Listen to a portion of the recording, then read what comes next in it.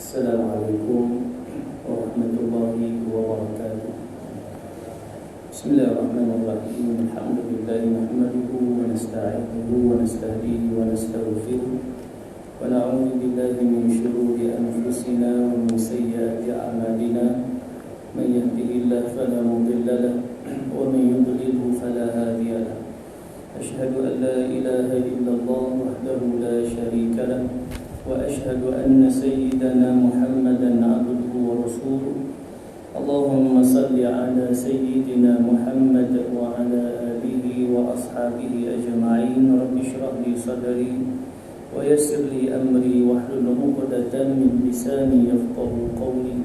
Subhanaka la 'ilma lana illa ma 'allamtana innaka antal 'alimul hakim. Allahumma ja'alna minal ladzina yastami'una al-qawla fayattabi'una ahsana. Astaghfirullahal 'azim. Innallaha ghafurur rahim wa la hawla wa la quwwata illa billahil 'aliyyil 'azim. Amma ba'd.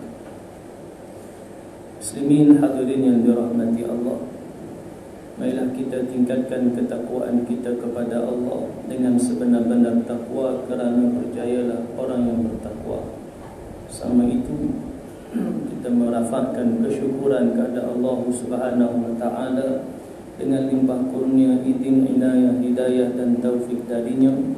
Kita masih lagi diberikan ruang dan peluang untuk kita hadir ke surau, dan insya-Allah kita akan menyambung kembali kuliah akidah dengan menggunakan kitab Aqidatun Najin fi Ilmi Usuluddin, iaitu pada muka surat yang ke-29, baris yang ketiga dari atas. Masih lagi kita berada pada sifat yang wajib bagi Allah, sifat al-ilm. Allah Subhanahu wa taala maha mengetahui. Jadi kita akan baca pada surat yang ke-29, baris ketiga dari atas, ujung baris ketiga, bermula Allah taala itu. Baik, jadi kita mulakan dahulu dengan umul kitab Al-Fatihah. A'udzu billahi minasy syaithanir rajim. Bismillahirrahmanirrahim. Alhamdulillahi rabbil alamin. Ar-Rahmanir Rahim. Maliki yaumiddin. Iyyaka na'budu wa iyyaka nasta'in.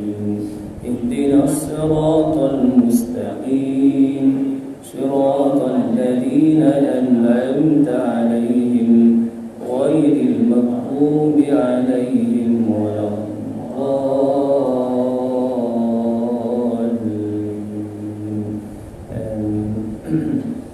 Baik, kita sambung pada muka 29, baris yang ketiga dari atas. قال المؤلف رحمه الله تعالى ونفعنا بعلومه في الدارين آمين آمين اللهم آمين.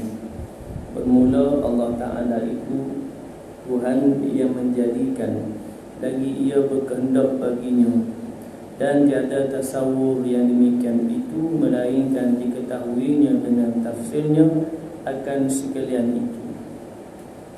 Baik, nah ini sebagai sambungan daripada apa yang kita baca pada pertemuan yang lepas, bahawa segala yang berlaku, segala yang wujud di atas muka bumi ini, juga semua yang wujud, semua yang berlaku adalah dengan kehendak Allah Subhanahu wa taala, yang Allah Subhanahu wa taala menjadikan dia. Dan dengan demikian tiada diketahui Allahumma salli ala Muhammad, menjadikan lagi ia berkehendak baginya. Jadi ia Allah Subhanahu wa taala pastinya dengan iradah, ya, kudrah iradah. Ini ta'alluq kudrah iradah. Allah Maha berkuasa, dan bila mana Allah berkehendak, maka Allah Subhanahu wa taala dapat menjadikan dia. Mudah saja bagi Allah nak bagi jadi ada. Daripada tak ada jadi ada, mudah. Ya, seperti kita baca surah Yasin, Allah sebut kun fayakun. Ujung ayat tu kan, kun fayakun. idza arada syai'an an yaqula lahu kun fayakun. Bila Allah berkehendak nak menjadikan sesuatu, arada syai'an, Allah berkehendakkan sesuatu, an yaqula lahu, Allah Subhanahu wa taala berkata kun, jadilah, fayakun, maka jadilah ia. Mudah bagi Allah. Jadi segala yang ada ini adalah terjadinya dia, berlakunya dia dengan kehendak Allah. Berkait juga dengan Allahumma salli ala Muhammad. Segala apalah penyakit yang hari ni kan, COVID-19, walaupun ada macam-macam teori kata virus ini diciptakan oleh manusia, kan, itu teori lah. Ya, kebenarannya Allah Ta'ala alam. Tapi bila ia tersebar, bila ia kita sebutkan kena kepada orang, maka ia dengan kehendak Allah. Allah berkehendak nak penyakit tersebar ke mana? Seluruh dunia, hatta ke Makkah juga Madinah.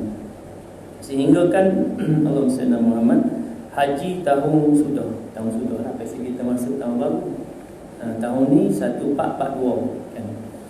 Jadi haji yang tahun lalu, walaupun baru lepas sebulan je, tapi kerana tahun tu kita dah masuk tahun baru, jadi haji tu haji tahun lepas. Haji tahun 1441. Hanya jemaah haji tu hanya 1000 orang ya. Sebelum ni juta. Kerana masalah pandemik COVID-19. Jadi semuanya itu dengan kehendak Allah. Sebab itu, dan bila disebutkan dengan kehendak Allah, kita tak boleh berlepas tangan pula. Dengan kehendak Allah. Jadi Allah berkehendak nak kena kepada aku, kena. Kalau tak kena. Jadi tak perlulah kita kata, tak perlu aku nak buat SOP hormon. Kalau kena, kalau tak kena, tak kena. Kita kena faham di sana ada dua perkara. Satu iktirari dan satu ikhtiar yang kita baca dulu ni. Perkara yang iktirari memang ni lah. Bila Allah kata nak kena, lagu mana boleh jaga, kena. Tetapi dalam masa yang sama kita tak boleh nak pegang di situ. Kita di sana kita disuruh untuk ikhtiar. Ikhtiar nak bagi Allahumma salli ala Muhammad supaya kita dapat menjauhkan ya, seperti kita aku dengan SOP, penjarakannya, face mask dan sebagainya, sebagai jalan yang kata wasilah nak menjauhkan daripada virus lah. Kalau kena sebab itu kalau kita berdoa pun umpamanya doa diajarkan tusibu bihi man tasha wa tasrifuhu amman tasha. Engkau menimpa musibah, engkau beri penyakit kepada siapa yang kau kehendaki. Wa tasrifuhu amman tasha. Engkau menjauhkan, menghindarkan kepada siapa yang engkau kehendaki. Lepas tu marilah doa Allahumma fasrifhu anna. Ya Allah, peliharalah kami daripada penyakit apapun. Tapi dalam berdoa kita sebut tadi, kita tetap kena berdoa kerana kita letakkan keyakinan semuanya datang daripada Allah belaka. Dan dalam masa yang sama kita kena ada ikhtiar. Sebab itu kita nak jaga ni apa semua, ikhtiar sebagai jalan ikhtiar. Sebelum ni awal PKP tutup masjid, ikhtiar. Walaupun di sana ada beberapa, ialah ada yang kita sebut mengkritik. Apa masjid tutup, takut sungguh. Sedangkan rumah Allah pasti Allah akan jaga, Allah pelihara. Kluster yang mula-mula tu pun kluster disebut kluster tabligh kan. Datang dari masjid, masuk kita kata bukan kata masjid ni tak selamat. Cuma bila mari apa kita sebutkan perlu kepada ikhtiar, maka pihak yang berkuasa, pihak yang berwajib, pihak yang ada autoriti dalam nak menentukan tempat ni kita betul-betul kena jaga. Sebab apa? Sebab kelas tabligh pun bagaimana yang bukan Islam duk hentam ni. Kan? Duk hentam ni kelas tabligh. Kelas tabligh biasa hak awal tu hak berepok yang ke seluruh Malaysia tu kelas tabligh lah. Jadi untuk nak menghalang, banyaklah kita sebutkan dia panggil sebagai nak menutup pintu-pintu keburukan, menutup pintu-pintu fitnah dan sebagainya. Jadi pihak berwajib, pihak berkuasa, berautoriti, mufti dan sebagainya, mereka ada ijtihad, mengeluarkan fatwa menurut kepada apa yang mereka lihat. Jadi kita ni kan, memanglah yang kritik pun ada dalam kalangan para asatidzah kan. Tapi semuanya adalah langkah pencegahan. Muslimin hadirin yang dirahmati Allah. Maka berkait di sana semuanya adalah dengan kehendak dan yang ditentukan oleh Allah, yang dijadikan oleh Allah. Walaupun mari teori kata virus tu manusia buat nak bagi mengurangkan penduduk bumi manusia. Kerana dengan penyakit tadi ni berapa ratus ribu lah mati kan. Jutaan yang terkena ataupun positif dia, ratus ribu, sejuta dah lagi lah. Kita sampai lagi sejuta mati tu kan. Ratus ribu yang mati. Baik. Jadi semuanya dengan kehendak Allah, dan pastinya Allah mengetahui. Allah tahu kan kau. Tak ada apa pun yang Allah Sayyidina Muhammad menghalangi daripada pengetahuan Allah. Apa ni berlaku, semuanya dalam pengetahuan Allah. Kemudian disebutkan tiada tasawur yang demikian itu melainkan diketahuinya dengan tafsirnya akan sekalian itu. Tiada gambaran, tiada digambarkan yang demikian itu, tiada dapat kita gambarkan yang demikian itu tadi hak dalam kehendak Allah, dalam Allah menjadikan itu, melainkan diketahuinya dengan tafsirnya, dengan terperinci. Dengan begitu terperinci akan sekalian itu. Dan demikian lagi diketahuinya pula segala makdum. Maka kerana inilah jadi kufur orang yang berkata makdum tiada pada maklum Allah Ta'ala. Makdum ni hak yang apa, Allah tiada berkehendak nak bagi ada, atau Allah berkehendak nak bagi tak ada. Makdum ni satu perkara yang dikehendaki Allah tak ada dia. Benarlah perkara makdum ni boleh jadi pada makhluk tak tahulah pasal dia tak ada. Hak makdum ni hak tak ada. Lawan dia mewujud, ada. Allah wujudkan. Hak kita maklum pada kita makhluk ni, kalau pun kata mewujud pun ada benda yang mewujud tapi kita tak tahu keberadaan dia, keadaan dia. Umpamanya hak yang hidup dulu kan, dan nesanya apa semua kan. Hak tu hak yang apa tu kita tak nampak dia. Yang tu kita kata ada tapi tak nampak kan. Kemudian yang sebelum kejadian Nabi Adam, kehidupan di muka bumi, yang segala apa yang ada di cakrawala apa semua, maklum ke kita? Tak maklum kan. Kita tak tahu dan kita tak nampak. Tetapi Allah Subhanahu wa Ta'ala maklum semua. Hatta perkara yang makdum yang tiada. Mana dalam ketika kata di sana, sama ada Allah berkehendak nak bagi tak ada, ataupun tiada Allah wujudkan dia. Semuanya dalam pengetahuan Allah. Itu disebut maklum Allah Ta'ala. Allah maklum. Makna maklum ni Allah tahu akan perkara tersebut. Tapi pada makhluk ada makhluk setakat makhluk tahu. Setakat makhluk tahu. Planet setakat makhluk nampak.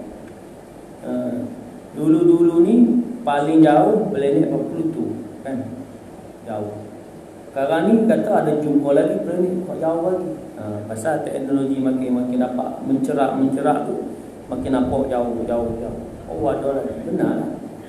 Pasal alam ni Masya Allah tabarakallah luas.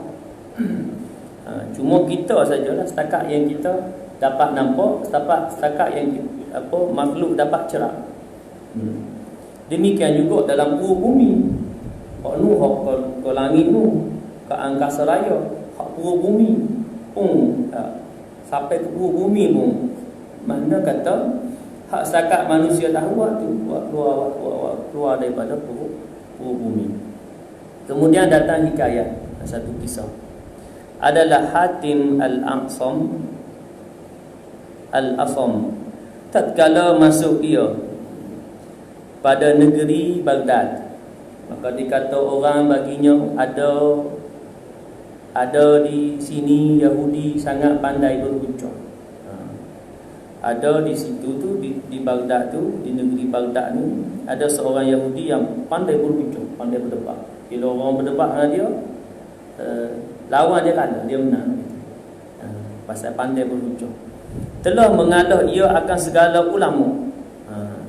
Orang Yahudi ni dapat mengalahkan segala ulama pasal pandai berhujah.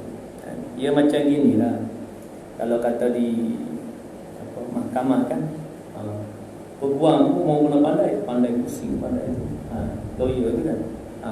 Itu kadang pilih lawyer yang paling hebat bercakap ni.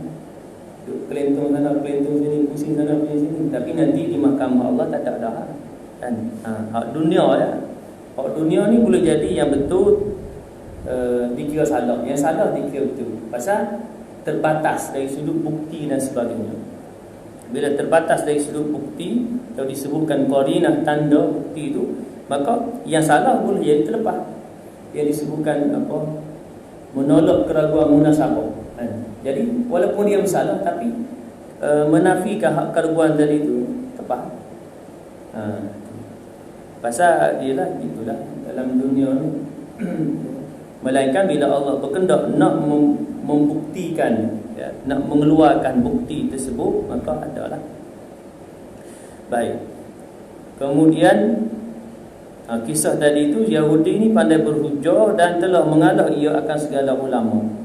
Maka berkata ia, yakni Hatim al-Asam, aku mau berhujah dengan dia. Maka Hatim ni, Allahumma salli ala Muhammad, nak berhujah. Maka dia nak lawan lah hujah ni. Sebab bila ulama kalah berhujah dengan Yahudi ni, mana tersebutkan bagaimana terpaliklah dia dari sudut ni kan? Jadi Hatim ni berusaha nak berhujah agar bila hujah datang daripada Islam ni menang, maka akan mengangkat Islam. Itulah. Bukan dia nak menunjuk pandai dah. Kerana dengan kalahnya kita kata ulama tadi, hujah datang daripada Yahudi yang bukan Islam, maka seseorang yang mempunyai ilmu perlu Allahumma salli ala Muhammad melawan hujah yang datang daripada bukan Islam. Kerana nak li'ila'i kalimatil Islam, meninggikan kalimat Islam. Baik. Maka Hatim ni nak berhujah. Supaya apa? Supaya hujahnya Yahudi tadi ni dapat dimatikan oleh Hatim. Aku mau berhujah dengan dia. Maka tatkala hadir Yahudi itu, maka bertanya ia akan Hatim daripada apa suatu yang tiada diketahui akan dia oleh Allah Ta'ala. Satu, daripada apa suatu yang tiada diketahui akan dia oleh Allah Ta'ala. Inilah kait dengan tajuk kita ni. Daripada apa yang akan tidak diketahui Allah. Apa benda yang Allah tak tahu? Soalan pertama. Soalan yang kedua, kita baca berapa soalan. Akan dia oleh Allah Ta'ala daripada hambanya. Maka berkata Hatim baginya, jikalau aku jawab akan engkau daripada yang demikian itu, engkau masuk Islam. Maka katanya bahkan belum Hatim jawab ni, dia nak kita nak sebut apa, ada ni lah ya. Kalau kata aku dapat jawab ni, mu nak masuk Islam tak? Kalau aku dapat jawab, mu nak masuk Islam tak? Maka Yahudi ni kata bahkan, maksudnya dia akan masuk Islam sebagai syarat lah. Bukan saja-saja nak berhujah. Bila saja-saja nak berhujah ni, kalau kata mari berhujah semata-mata berhujah semata-mata ya, nak menang kalah ni ya, dari sudut keadaan hukumnya tak ada apa, melainkan untuk li'ila'i kalimat Islam, meninggikan kalimat Islam. Maksudnya kalau aku dapat jawab soalan hang ni, kata soalan ni ramai orang tak boleh jawab, ulama tak boleh jawab. Jadi kalau aku dapat jawab soalan hang ni, adakah hang nak masuk Islam? Sebagai jalan untuk hujah itu ada kita sebutkan matlamat dia. Matlamat dia nak mengangkat Islam. Jadi kalau Yahudi jawab, bahkan maksud kalau sekiranya Hatim jawab betul dan dapat jawab, Yahudi ni nak masuk Islam. Jadi hakim akan turunkan. Kalau sekiranya Yahudi, tapi sebab kisah ni Yahudi kata, dia kata okey bahkan. Tapi kalau Yahudi kata tak boleh lagu tu, tak boleh syarat itu, maka apa hakim akan respon kalau kita tak ada debat? Masuk dari sudut apa? Hukum dia adalah matlamat dia nak meninggikan Islam. Sebab itu soalan mari. Kalau soalan mari kemudian dia tanya balik, kalau aku dapat jawab soalanmu ni, mu nak masuk Islam tak? Kalau mu apa, maka Yahudi jawab aku bahkan aku akan masuk Islam. Jadi akan jawab. Tujuan dia nak meninggikan Islam. Bukan saja-saja berdebat ni, macam kalau kata berdebat ni banyak kan berdebat ni.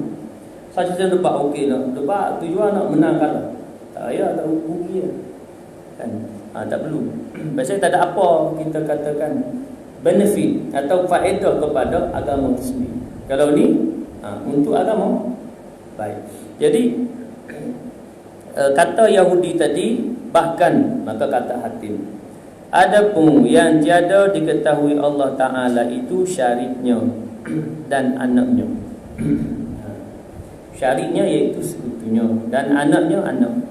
Yakni tiada diketahui baginya ada sekutu dan ada anak. Maka bagi Allah ni makna nak sebut apa? Nak sebut Allah Subhanahu Wa Ta'ala ni tak ada sekutu dan tak ada anak. Jadi kenapa nak ada pengetahuan tentang dia? Tak ada, tak perlu. Makna ketahu daripada hamba lah. Jadi soalan tadi tu kan. Baik.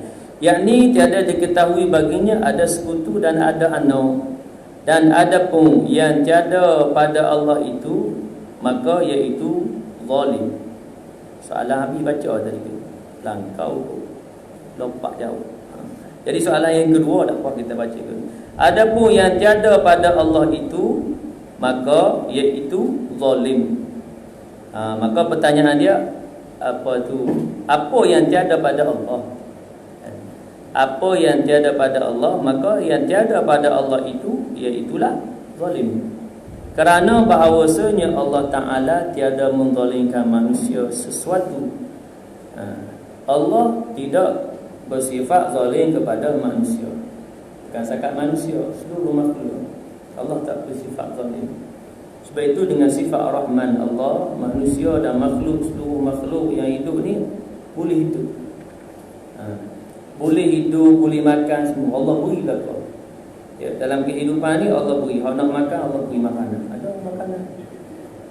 Daripada binatang yang boleh dimakan. Tu kan. Dia disebut dalam ayat Al-Quran, huwallazi khalaqa lakum ma fil ardi jami'a. Dia yakni Allah menjadikan bagi kamu, khalaqa lakum ma fil ardi jami'a, apa yang ada di atas muka bumi seluruhnya untuk dimanfaatkan, digunakan.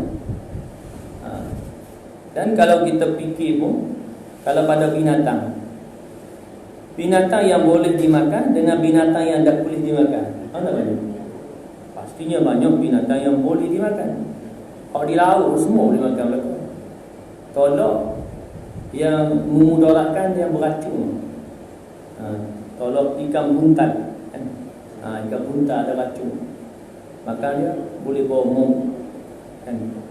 Tapi ada satu ketika dulu ni, orang di Sarawak boleh makan ikan buntal, tak ada racun. Di Sarawak dia kata dia boleh proses ikan buntal tu, buang racun sekali, dia boleh makan boleh. Kau bila kata boleh buang racun, okeylah. Pasal haram dia tu, dilarang pada dia tu kerana racun, mudarat, buat mau. Dan dipastikan dia boleh bawa mati. Tapi dipastikan pula hari dia boleh makan. Duduk seminggu pula mati juga. Mana ada ketika yang hak dia buat tu okeylah, kena pada tak tahu dah racun tu di mana. Boleh jadi hak masa hak awal di proses tu sekali dengan racun buang. Hak proses pula racun tu lain pula. Jadi mudah dia tak payah makan. Pasal ada racun. Baik. Jadi disebutkan bagaimana kebanyakan daripada apa yang Allah berikan dalam muka bumi ini, semuanya Allah Sayyidina Muhammad untuk dimanfaatkan, semuanya boleh makan. Banyaknya boleh makan. Sikit yang tak boleh makan.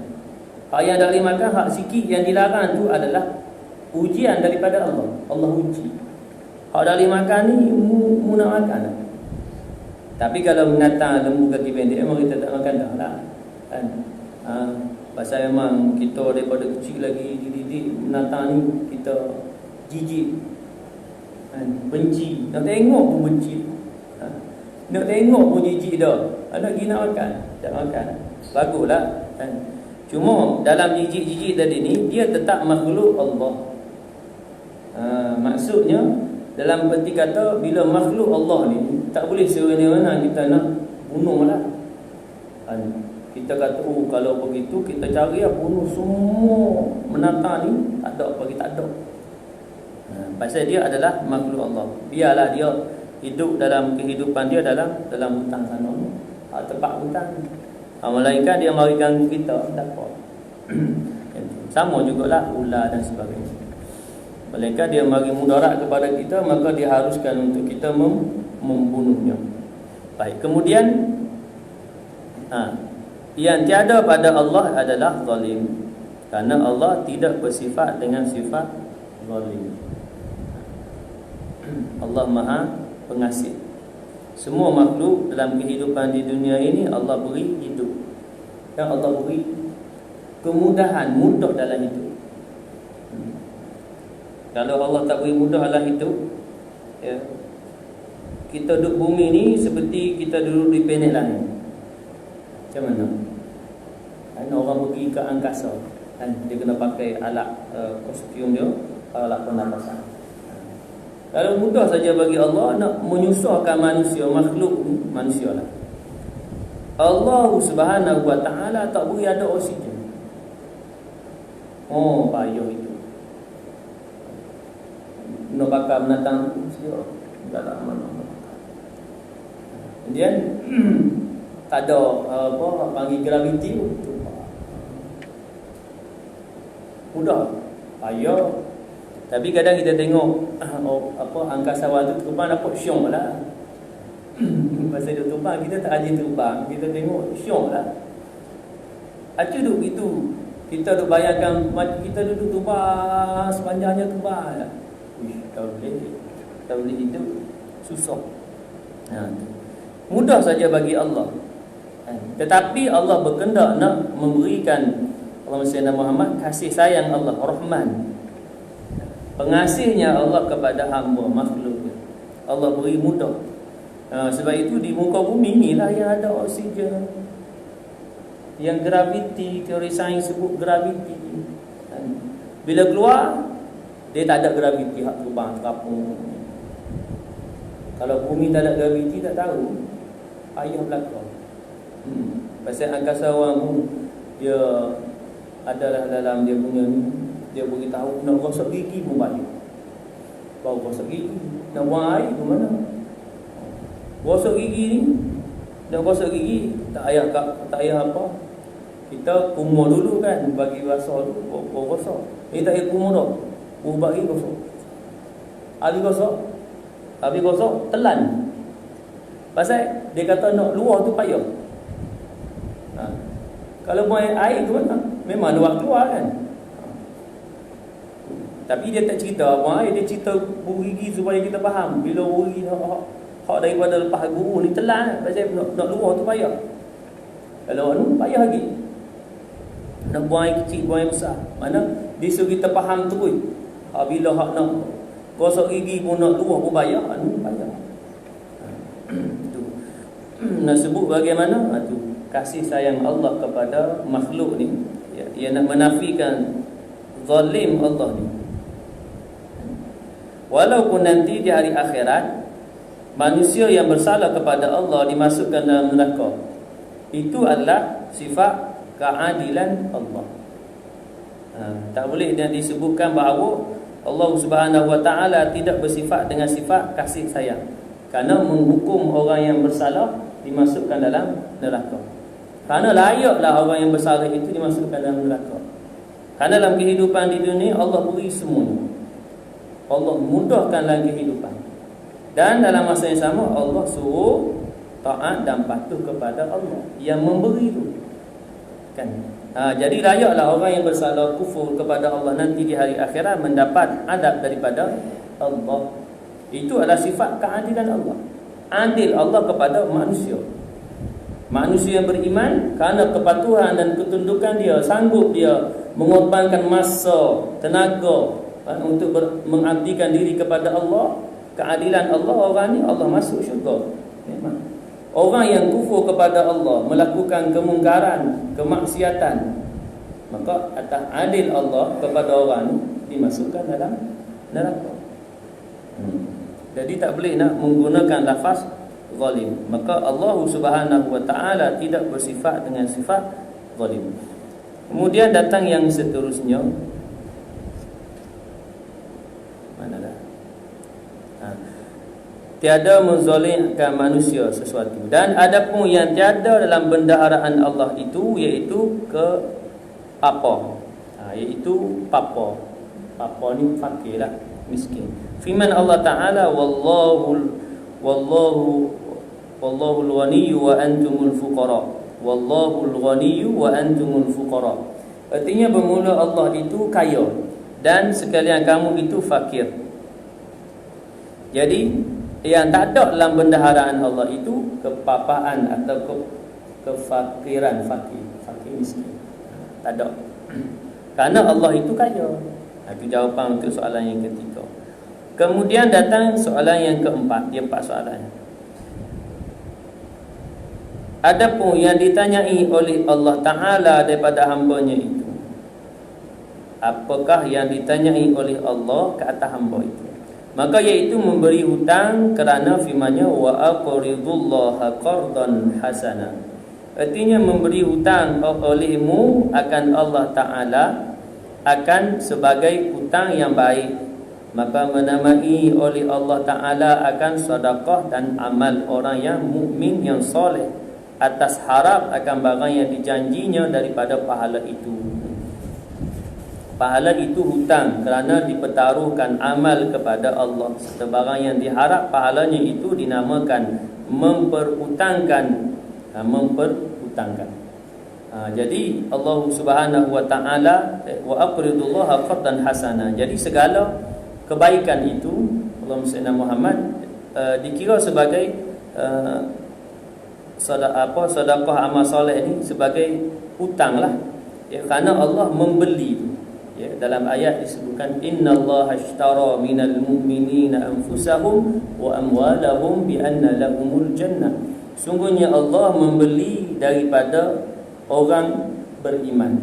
Innallaha ashtara minal mu'minin anfusahum wa amwalahum, jiwa mereka dan harta mereka, bi anna lahumul jannah, bahawa sungguhnya akan dimasukkan dalam syurga. Jadi hutang terjual beli, maka itu sebagai kita sebutkan istilah lah ya. Dalam hubungan makhluk yang beriman, hamba yang berimani dengan Allah. Karena segala yang manusia hamba yang beriman melakukan amal soleh, sedekah dan sebagainya, Allah Subhanahu wa taala menjanjikan pahala yang disebutkan akan sebagai hutang yang baik. Maka menamai oleh Allah Ta'ala akan sedekah dan amal orang yang mukmin yang soleh atas harap akan barang yang dijanjinya daripada pahala itu hutang. Maka hutang itu digantikan dengan pahala. Kemudian lepas tu maka Islam Yahudi itu, orang Yahudi jadi yang pandai berhujah tadi tu, ia mengotakan katanya lah ya. Mengutarakan katanya, kalau sekiranya soalan yang diajukan ini dapat dijawab, maka dia akan masuk Islam. Maka keempat-empat soalan ini dapat dijawab. Allahumma salli ala sayyidina Muhammad oleh Hatim. Maka orang Yahudi ini masuk Islam lah. Baik. Maka soalan yang ditanyakan tadi itu ya, ditanya oleh Yahudi yang bukan Islam. Sebenarnya soalan ni kita bagi orang Islam tak boleh tanya. Umpamanya soalan pertama tadi. Apa soalan pertama tadi? Apakah yang tidak diketahui oleh Allah? Kan? Sebab kita baca dulu, semuanya diketahui oleh Allah. Cuma kerana ia datang daripada orang bukan Islam, maka nak kena jawab. Jawab dari sudut apa? Ni lawak dari sudut akli, logik akal. Pasal berhujah dengan bukan Islam. Bila berhujah dengan bukan Islam, maka dalil dia apa itu dengan akal. Nakli depa tak berpegang kepada dalil nakli kita, Quran dan hadis. Jadi menggunakan logik akal lah. Jadi soalan ni nak sebut bukan kita kata bila masuk dalam kitab boleh dia tanya macam tu. Tak boleh lah. Pasal ini datang daripada bukan Islam. Awal dia bukan Islam. Soalan ni datang, ketika soalan datang, kawan ini bukan Islam, Yahudi yang bukan Islam. Selepas soalan dia dijawab, maka baru dia masuk Islam. Jadi soalan ni kalau ikut hukum ni tak boleh tanya. Sebab kita sebut tadi, bila tanya maka seolah kita menafikan pengetahuan Allah meliputi segalanya. Cuma bila ditanya maka jawab. Mana kita sebut jawab dari sudut akli lah. Kefahaman menggunakan logik akal supaya apa? Supaya dapat diterima. Dan pastinya kalau kita tengok pada apa yang disebutkan dalam kitab ni, diterimalah sehingga kan Yahudi itu memeluk Islam. Cuma dia tak jumpa lagi orang boleh jawab. Dalam ni dia jumpa dengan orang boleh jawab, maka dia masuk Islam. Begitu. Baik. Kemudian Islam mana dah tadi? Maka Islam Yahudi itu pada ketika itu jua.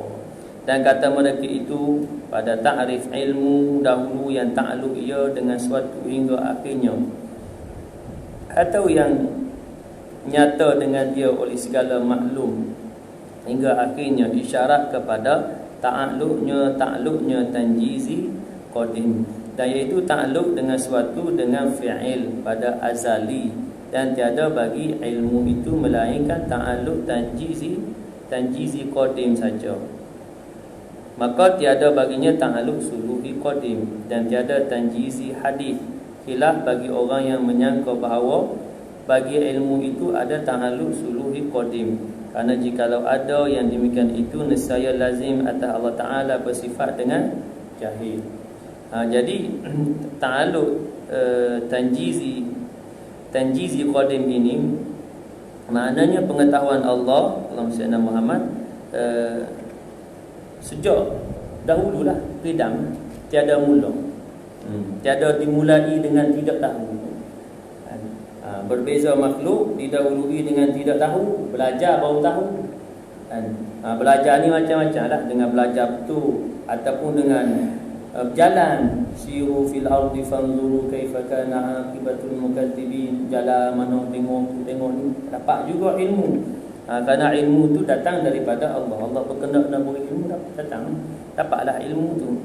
Baik. Jadi ilmu pada Allah ini bersifat tanjizi qadim. Tidak didahului dengan tidak ada ilmu. Baik. Kerana yang didahului dengan tak ada ilmu, atau yang mendahului akan jahil itu, didahului dengan jahil itu adalah pada seluruh makhluk. Mana seluruh makhluk tu mula-mula jahil, makna mula-mula tak ada ilmu. Kemudian proses sehinggalah dapat ilmu. Sama ada Allah Sayyidina Muhammad, para anbiya mursalin, Allah Subhanahu wa taala wahyu, kan, turunkan wahyu, beri ilmu melalui wahyu dan sebagainya, ilham. Baik. Kemudian tetapi ta'alluq ia dengan suatu dahulu daripada wujudnya itu atas wajah bahawasanya lagi akan hendak diadakan ia, dan kemudian daripada wujudnya atas wajah bahawasanya telah ada ia. Maka bermula ta'bir dengan kana, artinya telah ada, atau sayakunu, artinya lagi akan ada, itu hanya saja iaitu dengan iktibar maklumnya, tiada dengan iktibar ilmu. Jadi sesuatu yang ada, yang dah ada, kana, telah ada, atau sayakunu, yang akan datang, maka semuanya dalam pengetahuan Allah Subhanahu wa taala.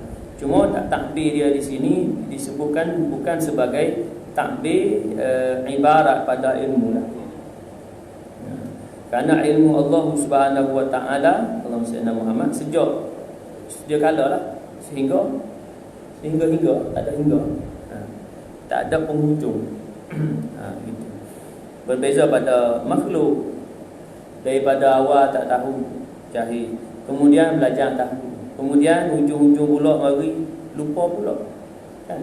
Allah cabut sikit-sikit dengan lupa. Allahumma salli ala Muhammad dengan kena usia meningkat apa semua, lupa. Maka itu perjalanan makhluk meningkat naik sampai satu tu pun ada pada tahap yang betul-betul tinggi, kemudian dia merosot turun kembali kepada Allah. Mula hidup dia naik macam naik bukit, naik betul-betul di puncak, dia pun merosot, kemudian kembali kepada Allah. Itu muslimin hadirin yang dirahmati Allah, insya Allah masuk dah. Jadi untuk faedah sambungan tu, faedah dalam kita belajar ni mengetahui Allah Subhanahu wa taala. Belajar akan sifat yang wajib bagi Allah, sifat Allah Maha mengetahui itu, faedah dia ni kita akan sambung. Allahumma salli ala Muhammad, insya-Allah pada pertemuan yang akan datang, sekiranya diizinkan Allah Subhanahu wa taala. Masih lagi pada muka surat 29 lah, insya-Allah. Cuma bagi bawah lah. Yang tadi kita baca dari awal, baris atas, baris nombor 3. Nanti insya-Allah kita sambung pada baris bawah pula. Jadi sekadar itu mudah-mudahan beroleh kefahaman kenapa yang kita bicarakan pada malam ini, iaitulah berkaitan dengan pengetahuan Allah. Allah Maha mengetahui, tidak ada yang membatasi akan pengetahuan Allah, tidak seperti makhluk yang ada batas pengetahuannya. Maka dengan demikian kita, Allahumma salli ala Muhammad, menyedari akan hakikat tersebut, bahawa semuanya datang daripada Allah. Hatta ilmu yang kita belajar, yang kita ada, yang kita dapat, ini pun juga datang daripada Allah Subhanahu wa taala. Maka kita berusaha untuk melipat gandakan amal soleh yang disebut tadi, sedekah, amal soleh, sebagai bekalan untuk kita bertemu dengan Allah Subhanahu wa taala nanti di hari yang tidak ada dah beri manfaat al-mal wal banun, anak harta dan juga anak pinak. Yauma la yanfa'u malun wala banun, pada hari yang tidak ada dah manfaat dah.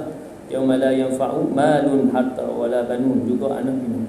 Kalau di dunia ini masih lagi ada manfaat dia, harta cari lagi, pasal kehidupan kita perlu kepada harta, perlu kepada duit ringgit, bekerja dan sebagainya, juga anak pinak dan sebagainya.